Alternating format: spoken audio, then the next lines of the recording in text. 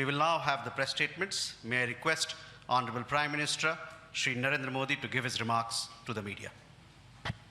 Your Excellencies, President Antonio Costa, our President Ursula von der Leyen, दोनों देशों के delegates, media के साथियों, नमस्कार। अपने दो करीबी मित्रों प्रेसिडेंट कोस्टा और प्रेसिडेंट फॉन डेर लायन का इस अभूतपूर्व भारत यात्रा में स्वागत करते हुए मुझे बहुत खुशी हो रही है। कोस्टा जी अपनी सरल जीवन शैली और समाज के प्रति प्रेम के आधार पर लिस्बन के गांधी के नाम से जाने जाते हैं और उर्सुला जी जर्मनी की पहली महिला रक्षा मंत्री नहीं, यूरोपियन यूनियन कमीशन की भी पहली महिला प्रेसिडेंट बनकर पूरी दुनिया के लिए एक प्रेरणा है। कल एक ऐतिहासिक क्षण था जब पहली बार यूरोपियन यूनियन के लीडर्स भारत के गणतंत्र दिवस समारोह में मुख्य अतिथि के रूप में शामिल हुए। आज एक और ऐतिहासिक अवसर है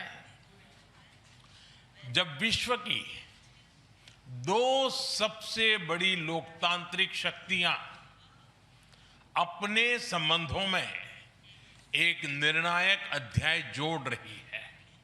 फ्रेंड्स, पिछले कुछ वर्षों में भारत और यूरोपियन यूनियन के संबंधों में उल्लेखनीय प्रगति हुई है। साझा लोकतांत्रिक मूल्यों, आर्थिक सिनर्जी और मजबूत पीपल टू पीपल टाइज के आधार पर हमारी साझेदारी नई ऊंचाइयों तक पहुंच रही है। आज हमारे बीच 180 बिलियन यूरो का ट्रेड है। 8 लाख से अधिक भारतीय यूरोपियन यूनियन के देशों में रह रहे हैं और सक्रिय योगदान दे रहे हैं। हमने स्ट्रेटेजिक टेक्नोलॉजी से लेकर क्लीन एनर्जी, डिजिटल गवर्नेंस से लेकर डेवलपमेंट पार्टनरशिप, हर क्षेत्र में सहयोग के नए आयाम स्थापित किए हैं।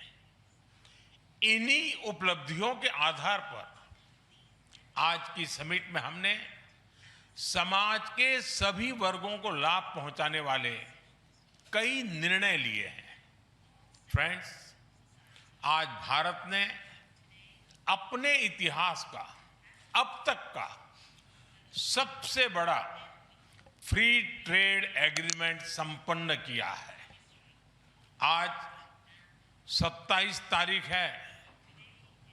ये सुखद संयोग है कि आज ही के दिन यूरोपियन यूनियन के 27 देशों के साथ भारत ये एफटीए कर रहा है। यह एक ऐतिहासिक समझौता हमारे किसानों, हमारे छोटे उद्योगों, इसके यूरोपियन मार्केट तक पहुंच आसान बनाएगा, मैन्युफैक्चरिंग में नए अवसर पैदा करेगा और हमारे सर्विसेज सेक्टर के बीच सहयोग को और प्रबल करेगा। इतना ही नहीं, यह एफटीए भारत और यूरोपियन यूनियन के बीच इन्वेस्टमेंट को बूस्ट करेगा, नई इनोवेशन पार्टनरशिप बनाएगा और वैश्विक स्तर पर सप्लाई चेन को मजबूत करेगा। यानी यह सिर्फ ट्रेड एग्रीमेंट नहीं है, यह साझा समृद्धि का नया ब्लूप्रिंट है। फ्रेंड्स, इस महत्वाकांक्षी एफटीए के साथ साथ हम मोबिलिटी के लिए भी एक नया फ्रेमवर्क बना रहे हैं। इससे भारत के स्टूडेंट्स, वर्कर्स और प्रोफेशनल्स के लिए यूरोपियन यूनियन में नए अवसर खुलेंगे। साइंस एंड टेक्नोलॉजी में हमारा लंबे समय से एक व्यापक सहयोग रहा है। आज हमने इन महत्वपूर्ण लिंकेजेस को भी और मजबूत करने का निर्णय लिया है। फ्रेंड्स, रक्षा और सुरक्षा सहयोग किसी भी स्ट्रेटेजिक पार्टनरशिप की नींव होती है और आज हम इसे सिक्योरिटी एंड डिफेंस पार्टनरशिप के जरिए औपचारिक रूप दे रहे हैं। इससे काउंटर टेररिज्म, मैरीटाइम और साइबर सिक्योरिटी में हमारी साझेदारी और गहरी होगी। यह रूल्स बेस्ड इंटरनेशनल ऑर्डर के प्रति हमारी साझा प्रतिबद्धता को भी बल देगा।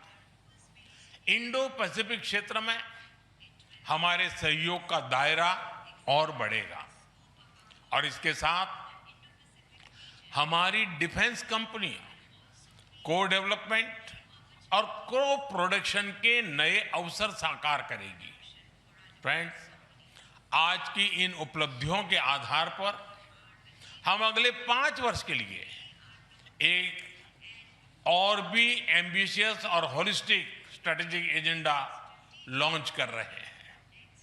एक जटिल वैश्विक वातावरण में यह एजेंडा स्पष्ट दिशा देगा, हमारी साझा समृद्धि को आगे बढ़ाएगा, इनोवेशन को गति देगा, सुरक्षा सहयोग और सुदृढ़ करेगा और पीपल टू पीपल टाइज को और गहरा करेगा।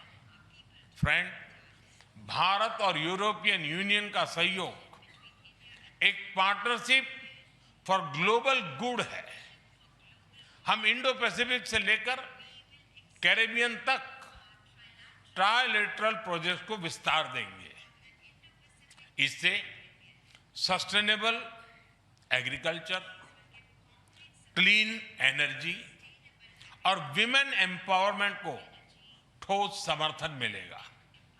हम साथ मिलकर आईमैक कॉरिडोर को ग्लोबल ट्रेड और सस्टेनेबल डेवलपमेंट की एक प्रमुख कड़ी के रूप में स्थापित करेंगे। फ्रेंड्स, आज ग्लोबल ऑर्डर में बड़ी उथल-पुथल है। ऐसे में भारत और यूरोपियन यूनियन की साझेदारी अंतर्राष्ट्रीय सिस्टम में स्थिरता को मजबूती देगी। इस संदर्भ में आज हमने यूक्रेन, पश्चिमी एशिया, इंडो पैसिफिक सहित कई वैश्विक मुद्दों पर विस्तार से चर्चा की। मल्टीलेटरलिज्म और इंटरनेशनल नॉर्म्स का सम्मान हमारी साझी प्राथमिकता है। हम एकमत है कि आज के चैलेंजेस का समाधान करने के लिए ग्लोबल इंस्टीट्यूशंस का रिफॉर्म अनिवार्य है। फ्रेंड्स, राष्ट्रों के संबंधों में कभी-कभी ऐसा क्षण आता है जब इतिहास स्वयं कहता है, यहीं से दिशा बदली, यहीं से एक नया युग शुरू हुआ।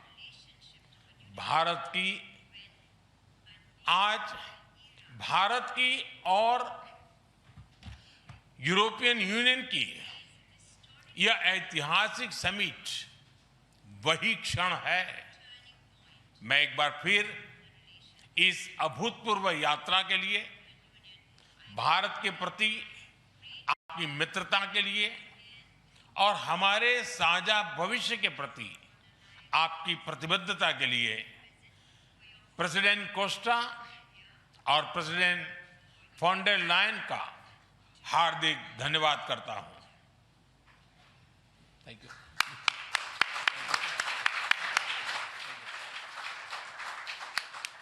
Thank you, sir.